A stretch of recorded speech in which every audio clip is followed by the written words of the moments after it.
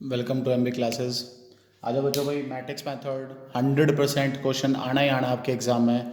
Free के 5 number दे के जाएगा बच्चों भाई। फ्री के मतलब फ्री के 5 नंबर दे के जाएगा। क्या मैट्रिक्स मेथड, बड़े ध्यान से देखो भाई। मैट्रिक्स मेथड कहता है बच्चों, 3 इक्वेशन है आपके पास, linear equation in 3 variable plus C1Z is equal to, क्या ऐड कर लिया मैंने, D1। सेकेंड इक्वेशन बच्चों A2x plus B2y plus C2Z is equal to, क्या है आपके पास भाई, D2। थर्ड है A3x plus B3y plus C3Z is equal to D3। इनको सॉल्व तो हम वैसे भी कर सकते हैं, लेकिन कह रहा है कि मैट्रिक्स मेथड से सॉल्व करो। 100% क्वेश्चन आना है, 100% क्वेश्चन आना है, मैट्रिक्स मेथड से सॉल्व करो। तो बच्चों मैट्रिक्स मेथड से सॉल्व करने जाओगे तो मैट्रिक्स मेथड कहता है AX is equal to B। क्या कहता है matrix method, AX is equal to B। यहाँ 3 मैट्रिक्स आपके पास हैं, एक A, एक X और एक B।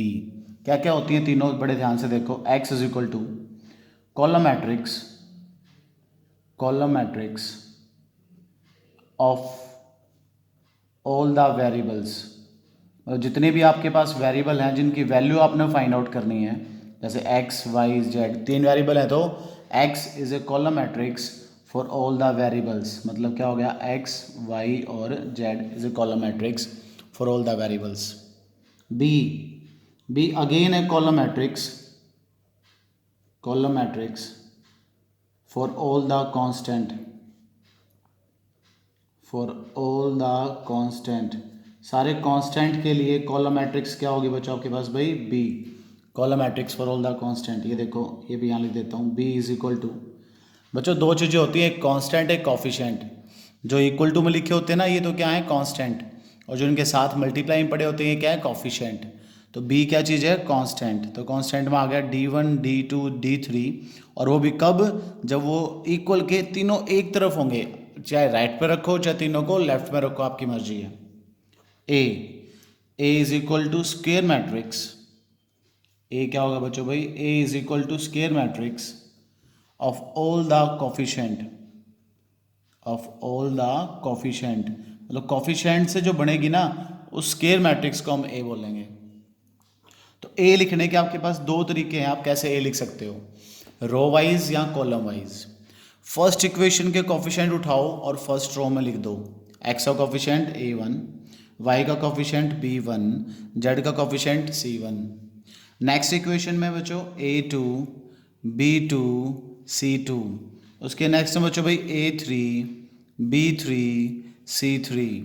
बाय चांस बीच में से किसी इक्वेशन में x गायब हो, y गायब हो या z गायब हो, उसकी जगह आप क्या पुट कर देंगे, 0, और ये आपके पास क्या बन गई बच्चों, एक ए मैट्रिक्स। जरूरी नहीं है इसको रो वाइज लिखना, आप कॉलम वाइज भी लिख सकते हो। देखो यहाँ पे x, सिर्फ x के कोफिशिएंट देखो क्या है, A1 A2 A3, उसको उठा के फर्स्ट कॉलम में लिख दो। सिर्फ y के कोफिशिएंट देखो क्या है, B1 B2 B3, उसको उठा के सेकंड कॉलम में लिख दो। सिर्फ z के कोफिशिएंट देखो क्या है, C1 C2 C3, उसको उठा के बच्चों कहाँ लिख दो भाई, थर्ड कॉलम में लिख दो। बन गई ए मैट्रिक्स, बन गई। तो पता लग गया x क्या होगी, b क्या होगी और a क्या होगी। ये था मैट्रिक्स मेथड। अब इस मैट्रिक्स मेथड का सॉल्यूशन फाइंड आउट करना है। सॉल्यूशन का मतलब एक्स वाई जेड की वैल्यू निकालनी है।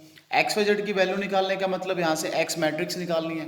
एक्स मैट्रिक्स निकालने का मतलब ए हटानी है, और ए कैसे हटेगी, pre multiply by A inverse. ये देखो, अगर मैं ए इनवर्स से प्री मल्टीप्लाई करा दूँ तो ऐसे बन गया, प्री मतलब पहले और मल्टीप्लाई करा दूँ तो ऐसे बन गया।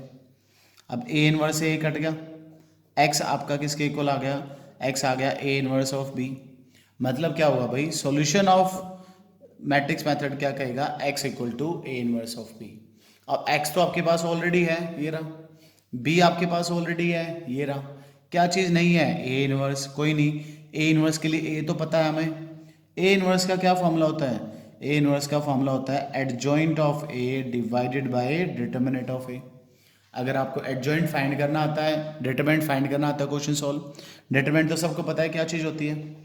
एडजॉइंट आगे क्या होता है, एडजॉइंट होता है transpose of A cofactor matrix, transpose of A cofactor matrix. ये बात क्लियर हुई बच्चों भाई, transpose of A cofactor matrix. बहुत आसान चीज़ है। अब एक क्वेश्चन कराऊंगा आपको मैं इसके ऊपर बेस्ड, बड़े ध्यान से देखना बच्चों, 100% 5 नंबर दे के जाएगा आपको। देखो भाई, एक ये क्वेश्चन सॉल्व करना है इन 3 इक्वेशन को मैट्रिक्स मेथड से। तो मैट्रिक्स मेथड की नोटेशन तो याद होगी सब बच्चों को, क्या नोटेशन थी, A X is equal to B. यहाँ x क्या था बच्चों, x को ढूंढो जरा, x क्या था, column matrix for all the variable, बना दिया। b क्या था बच्चों भाई, b था column matrix for all the constant, कौन कौन है, 4, आगे कौन है 0, उसके आगे कौन है बच्चों भाई 2, ये b मैट्रिक्स होगी। a मैट्रिक्स क्या थी बच्चों भाई, square matrix for all the coefficient, ये ध्यान से लिखना। फर्स्ट इक्वेशन के कोफिशिएंट क्या है, 1 -1 और 1, तो इसको मैं फर्स्ट रो में लिख दूँ। सेकेंड कोफिशिएंट क्या है बच्चों, 2 1 -3। थर्ड के कोफिशिएंट क्या है बच्चों, 1 1 1, ये बन गई मैट्रिक्स। सबसे पहला क्या काम करता हूँ बच्चों, मैं ए मैट्रिक्स का डिटरमिनेंट सॉल्व कर लेता हूँ, तो इसको एक्सपेंड करा दूँ। वैसे डिटरमिनेंट की फॉर्म में लिख कर फिर ये एक्सपेंड कराना, मैं करा रहा हूँ एक्सपेंड, आप डिटरमिनेंट की फॉर्म में लिख के करना, करो expand. Expanding along R1, first element same 1, first row first column delete करो, प्रोडक्ट ऑफ डायगोनल माइनस अपना प्रोडक्ट ऑफ नॉन डायगोनल, +3 हो गया। नेक्स्ट ऑड प्लेस का एलिमेंट है, तो एक माइनस हमारी तरफ से, एक उसके पास माइनस है, प्लस हो गया। First row second column delete, product of diagonal minus non diagonal, फिर प्लस नेक्स्ट एलिमेंट सेम, उसका प्लेस डिलीट करो, डायगोनल माइनस नॉन डायगोनल, ये देखो 3 + 1 4, 3 + 2 5, 2 - 1 1, क्या आ गया आपके पास 10, not equal to 0 means A inverse exist. अब मैं फाइंड करने जा रहा हूँ एडजॉइंट। एडजॉइंट से पहले क्या फाइंड होंगे, सारे कोफैक्टर A11, याद है कैसे फाइंड करते हैं कोफैक्टर, नहीं पता तो पिछली वीडियो चेक कर लेना एक बार बच्चों भाई। A11 first row first column delete कर दो, 1 + 3 क्या हो गया 4। A12 ऑड प्लेस है तो एक माइनस हमारी तरफ से, फर्स्ट रो सेकंड कॉलम 2 + 3 5 क्या हो गया लेकिन -5। A13 first row third column 1, ऐसे फर्स्ट रो थर्ड कॉलम, तो जो बच गया उसका product of diagonal minus non diagonal. A21 बचो भाई second row first column delete, -1 -1 -2, odd place की वजह से +2। A22 यहाँ देखो ध्यान से, second row second column delete, product of diagonal minus non diagonal क्या हो गया 0। A23 second row third column delete, 1 + 1 क्या हो गया 2, बट ऑड प्लेस की वजह से -2। A31 third row first column, 3 - 1 कितना हो गया 2, है ना। A32 third row second column, third row second column, -3 - 2 क्या होगा -5, ऑड प्लेस की वजह से +5। ये ऑड प्लेस का चक्कर समझ में आ रहा है, 3 + 2 सम कितना होगा 5, और 5 कैसा नंबर होता है ऑड, इस वजह से एक माइनस अपना भी लगाना है। 3 3 थर्ड रो थर्ड कॉलम, 1 + 2 3। अब एडजॉइंट आप डायरेक्ट निकाल सकते हो बच्चों भाई, किस तरीके से, जो फर्स्ट रो के कोफैक्टर आ गए उनको उठा के कहाँ लिख दो, फर्स्ट कॉलम में, सेकंड रो को उठा के कहाँ लिख दो, सेकंड कॉलम में, और थर्ड रो को उठा के कहाँ लिख दो, थर्ड कॉलम में। आ गया एडजॉइंट। एडजॉइंट आने के बाद इनवर्स और भी इजी है। क्या फॉर्मूला था इनवर्स का, इनवर्स का फॉर्मूला था adjoint of A divided by A determinant of A. अब फॉर्मूला लिख दो बच्चों भी, मैट्रिक्स मेथड से सॉल्यूशन का फॉर्मूला क्या था, x = a inverse of b। x की कौन सी वैल्यू पता है आपको, x y z।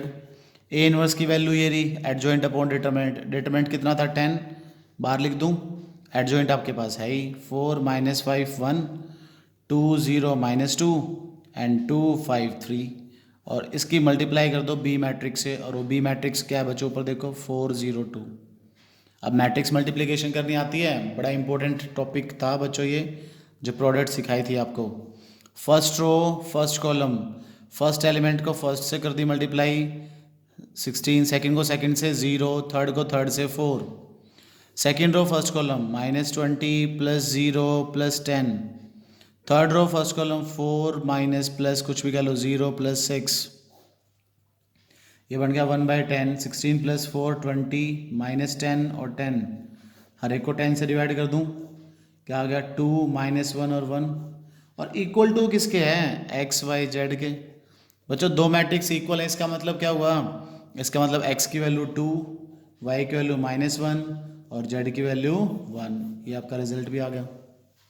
तो बच्चों मोस्ट इंपॉर्टेंट क्वेश्चन था, फ्री के नंबर देके जाएगा, और गिनती के 5 क्वेश्चन है, exercise 4.6 NCERT, question number 11 12 13 14 15 16, miscellaneous exercise का क्वेश्चन नंबर 16। बड़े ध्यान से तमीज़ से कर लेना, फ्री के 5 नंबर है बच्चों को। बाकी चैनल को लाइक कर दो, शेयर कर दो, सब्सक्राइब कर दो।